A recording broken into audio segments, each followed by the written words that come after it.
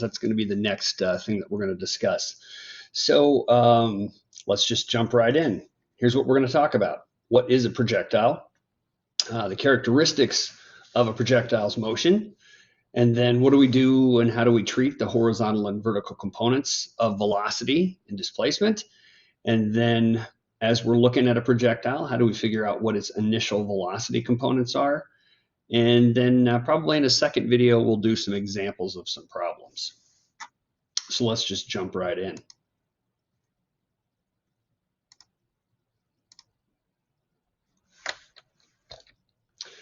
All right, so what is a projectile? What counts as a projectile?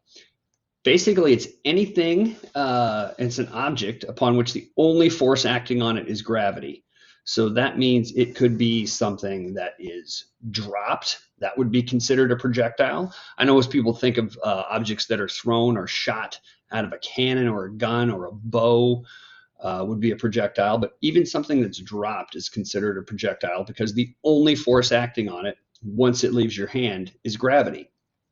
Anything that's thrown upwards, that also counts as a projectile.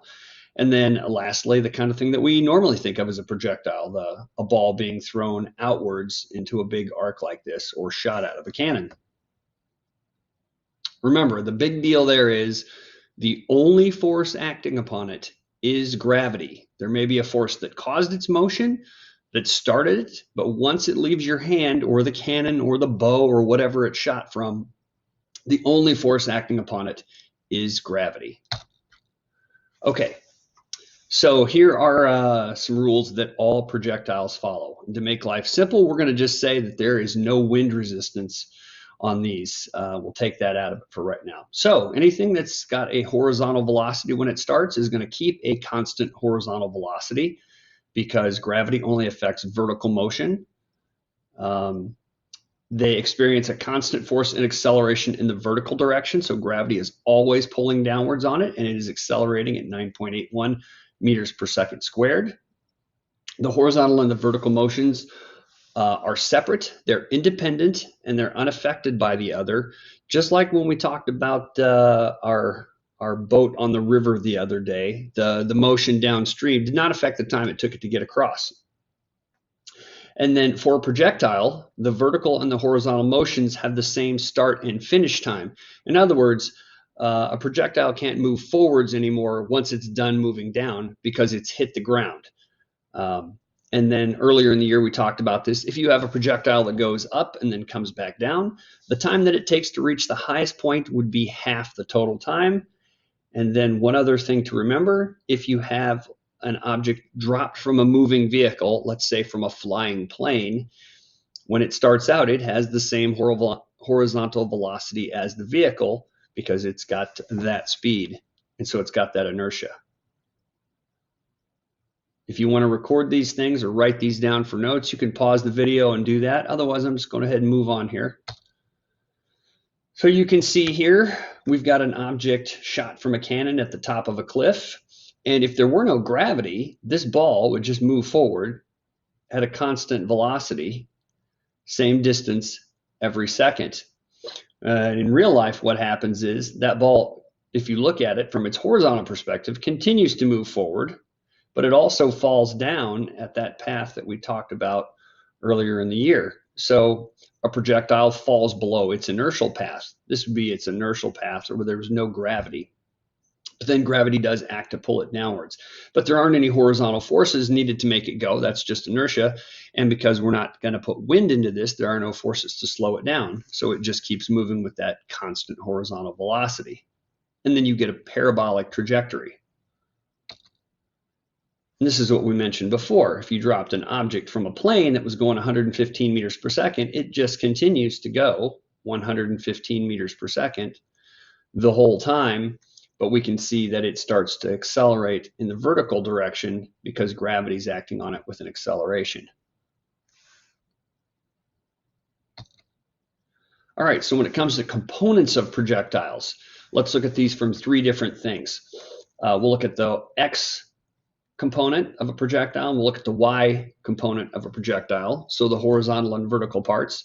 And then we'll look at it from three different perspectives in terms of forces, acceleration, and velocity. So for an X component, once it leaves the projectile force causing mechanism, your hand or a gun or a bow, there are no horizontal forces on it.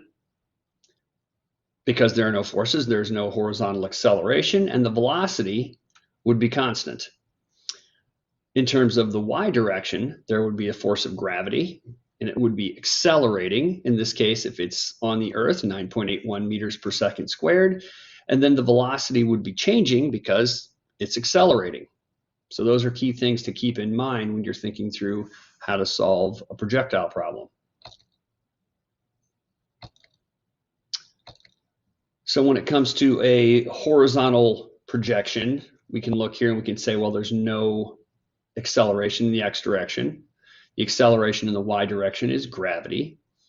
The velocity initially in the y direction would be 0 because it's projected out horizontally like that cannon sitting on the cliff. And then the velocity in the x direction would be v0, whatever that thing starts out at. And then your displacement horizontally, or your distance, is just velocity times time. And then the vertical displacement would just be 1/2 times gravity times time squared, because the initial velocity in the y direction would be 0.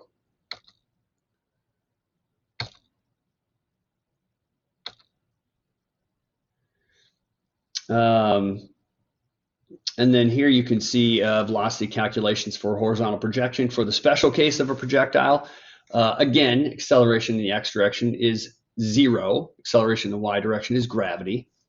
The velocity in the initially in the y direction is 0, and the velocity initially in the x direction is whatever that velocity was starting out. So if it's shot at 50 meters per second, it's going to have an initial velocity of 50 meters per second.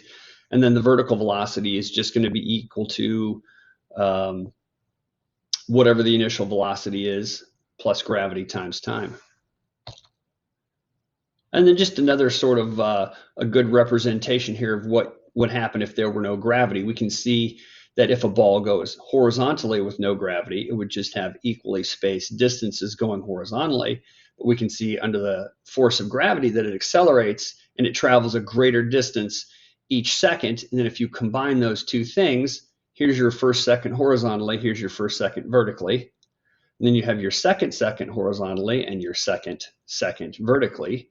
And then after 3 seconds, you'd be this far horizontally and this far vertically, 4 seconds horizontally. And you can see that the distance horizontally is constant every time, but the distance vertically changes. And so you can see how these kind of combine to do that. So a cannon shot off a cliff, the x velocity is always 20. And we see that the velocity in the y direction is increasing, 9.8, 19.6, 29.4, 39, and 49. Now those are velocities, not distances, but you can see the velocity steadily increases. And here it is, pretty good example of it. Horizontal is consistent, and the vertical is going to change.